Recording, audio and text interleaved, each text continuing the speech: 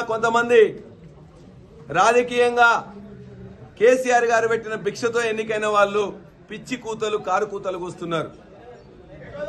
Station Ghanpur నియోజకవర్గం జనగాం నియోజకవర్గం జనగాం జిల్లాలో ఉన్నది. జనగామ జిల్లా మొదటి నుంచి కూడా ఉద్యమాలకు ఊతంగా ఉన్నది. ఉద్యమాల్లో పాల్గొన్న వాళ్ళని ఎక్కువగా గెలిపించింది. దురదృష్టవశాత్తు నమ్మవల్కి కేసీఆర్ పక్కన బీఆర్ఎస్ పక్కన చేరితే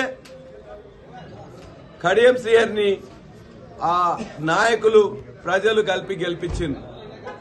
ఇవాళ ఊసరవెల్లి సిగ్గుపడేటట్లు రాజకీయం అధికారం ఎటుంటే అటువైపే పొద్దుతిరుగుడు పువ్వులా తిరుగుతూ ఉంటాడు.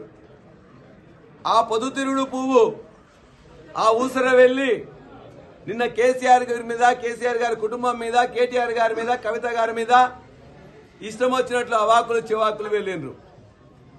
నీకు సిగ్గు శరం ఉంటే ఏ ప్రజలైతే, ఏ గులాబీ జెండా అయితే, ఏ యొక్క కేసీఆర్ నాయకత్వంలో నువ్వు గెలిచినవో రాజీనామా చేసి మాట్లాడు. నీవు ఎమ్మెల్యేగా ఉండే కంటే ముందు ఎమ్మెల్సీగా 2 సార్లు అవకాశం ఇచ్చింది కేసీఆరే కదా. నీ బిడ్డకు ఎంపీ టికెట్ ఇస్తే పైసలతో సహా తీసుకుపోయి ఇలా మోసం చేసింది నువ్వే కదా. నీకు డిప్యూటీ సీఎం ఇస్తే మొత్తం కూడా నీ యొక్క కుటుంబాన్ని పెంచి పోషించుకున్నావు తప్ప నీతులు చెప్తూ గోతుల్లో వినవు. నీలాంటి వాళ్లకు ఎన్నిక బరాబరిగా వస్తుంది. ప్రజలు నిన్ను ఏ విధంగా మోసం చేసినావో అంతలోపు పాత్రలో పెట్టడం కూడా ఖాయం.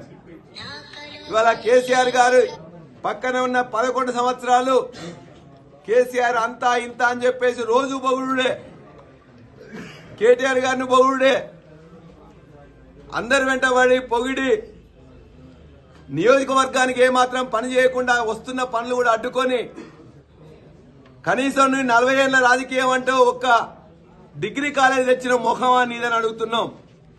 మేము తీసుకొచ్చినాం కన్పూర్కి డిగ్రీ కాలేజ్, మేము తీసుకొచ్చినాం రిజర్వాయర్లు, మేము తీసుకొచ్చినాం